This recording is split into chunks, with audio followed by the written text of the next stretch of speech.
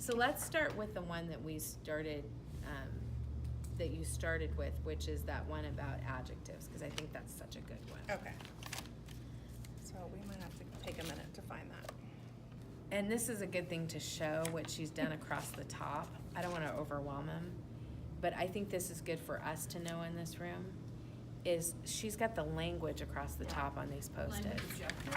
So she has written context clues, how to use exclamation points, pronouns. So what she did, identify key events, commas. She's gone through every page. I'm telling you, she's hiding her light under a bushel. Oh, no. Yeah, I was we're just thinking talking. that would be a great PD before school's out with my staff. Oh, yeah.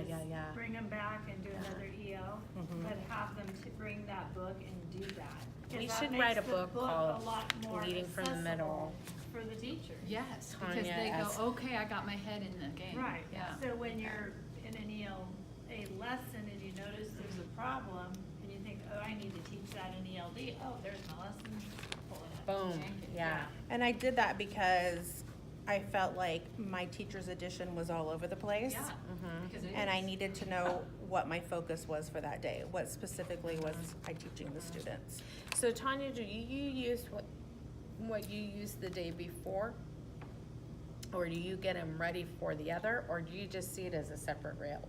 I see it as a separate day, separate Yeah. lesson. So me too. I think for me, I taught my ELD just as if it were math Right. to my English. Right. Simply because, like, and I say this often, language is so broadly situated that front loading doesn't really work. And if you think about your high school Spanish class, Right. how specific that was, parts of a car or your room, it didn't help you. Right. Because language isn't learned that way. So this idea that we're going to front load language, And I no, it like doesn't your work. idea of actually teaching the ELD lessons after you've taught the ELA lessons. That way they have some context, some discussion points, some knowledge. like a common thing to Yes. talk about. It's like a field trip, right?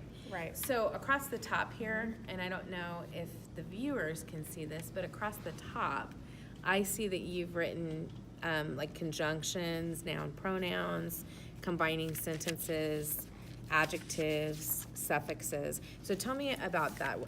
How'd you do that and why'd you do that? So I went through my teacher's edition and I was looking for what my language objective or my language focus was for that day with my EL students. And this is benchmark. Yes. Okay. So I noticed there was a lot of connecting to my ELA text, and that's not what I wanted to do. I wanted to make sure that I was teaching a language objective for the day.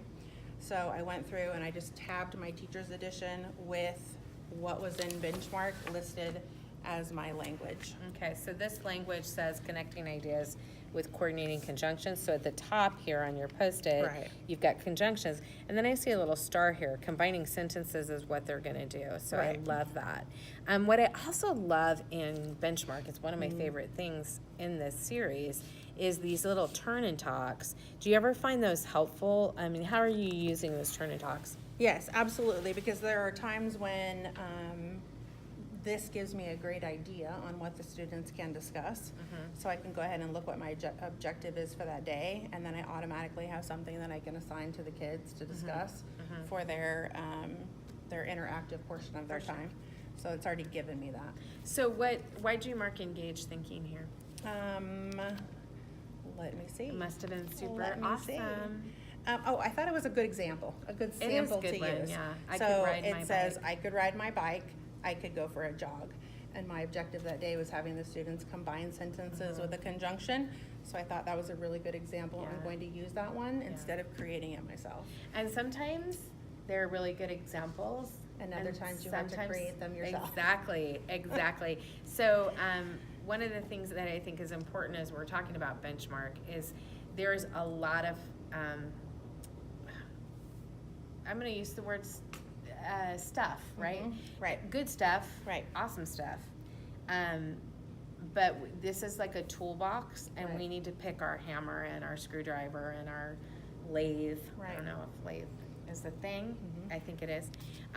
To go back to what's in this shaded language box, because that's really what we're after. What I found over time is sometimes I would take just a Post-it and cover up the parts that I wasn't using, just to remind myself that I hadn't used those a year before, just so that I knew, just that I wasn't replanning every year like it was the year before.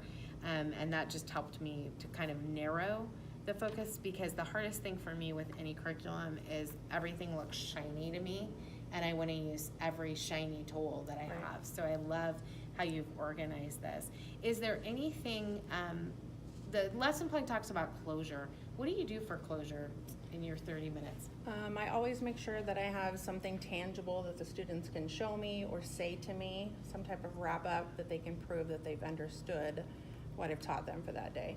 So whether it be a sentence on the dry erase board or a sentence that they're repeating to me, but in some way they're using what I've taught them that day and showing me that they understood that concept. How often do you use dry erase boards in a week? 5 lessons in a week. How often dry erase boards? 5. Yep, out of 20, 20, right? That's definitely my go-to too. That just some tangible way for me to see what kids are doing. And I prefer that to paper just because they can make those changes and correct so much more easily than if they're just writing on paper. That's always my first thing I look for in a good ELD classroom is, do kids have dry erase boards out at the kidney table when they're working? Anything else that if Just one someone other were new to thought. this, what would you tell them? There are times when you're going to have to produce some things on your own. I do remember teaching some lessons, a couple of lessons, it would talk about multiple meaning words, but it wouldn't give me any. Yeah. Or it would talk about teaching homophones, but it wouldn't give me any. Yeah. So I would have to go ahead of time and make sure that, you know, I looked at my lesson ahead of time, and then I realized, okay, I'm going to need to come up with a list of these because the They're not textbook here. didn't do that. Yeah, and sometimes they are, Right. as you said, and sometimes they're not. Right. How did you get yourself up to speed? I know you've been teaching ELD for a really long time, but the first year, how did you teach yourself some of the language? The one we were looking at earlier was nouns and noun phrases. And sometimes I think we're like, ooh, noun phrase. I'm gonna learn about that. I mean, obviously we can Google noun phrase, but was there a particular way that you framed your thinking, or a particular tool that you used to think about the language? Well, I did go to the California Department of Education website because I wanted to see what the students were expected to do. So when I did print off some of the resources that we now have listed on our website, I was able to see specifically what my students need to be able to do. And then I could go ahead and look at my lesson plans and make sure that I was giving the kids what they were going to be expected to accomplish at the end of the year. So one of the things you and I have talked about before, and talked about today actually, was the Lpack and how that changed your teaching. So when you and I were, when we first met many years ago, it was the CELT, Right. and now we have the Lpack, which Right. not the LCAP, Right. which is how we get money. Right. The Lpack is Right. how we Ends measure. in C for California. Right, the C is for California and the P is for proficiency. Right. So how did Lpack change the way that you planned and change the way that you're teaching ELD? Because I know you've done this for a lot of years. So this textbook does give me a ton of resources, a ton of things to teach, but I needed to make sure that I knew what was expected of the children, of the students. So I did go to the Lpack Blueprints, the test practice questions, so that I could see exactly what was expected of them. And there's a lot of note-taking and a lot of writing and a lot of speaking that is way more advanced than I think we realized as teachers. So it was important to me to look at my language objective and to make sure I understood how that was going to be performed as a task. Right. And then to make sure that I was sticking to that when I would teach my lessons. And I've heard said that the Lpack, and I think this is a good way to describe the Lpack is a literacy test in that it's testing whether we give them enough language so that they can get literacy. So one of the things I think is really powerful about looking at the blueprint for Lpack is it tells us how to teach how we should set up ELD. Like you talked about note-taking in those pieces, so that we can give kids that language during ELD so that the literacy makes sense to them, and then the Lpack measures the literacy. So one of the things I think is really valuable is remembering we're giving them enough language to be able to read and listen and speak and write in an academic setting and be measured that way. Right. So, yeah, I think it's kind of exciting. You know, before it was the cookie jars question, and now the cookie jar is gone from the CELT. Thank you. This You're was welcome. really helpful.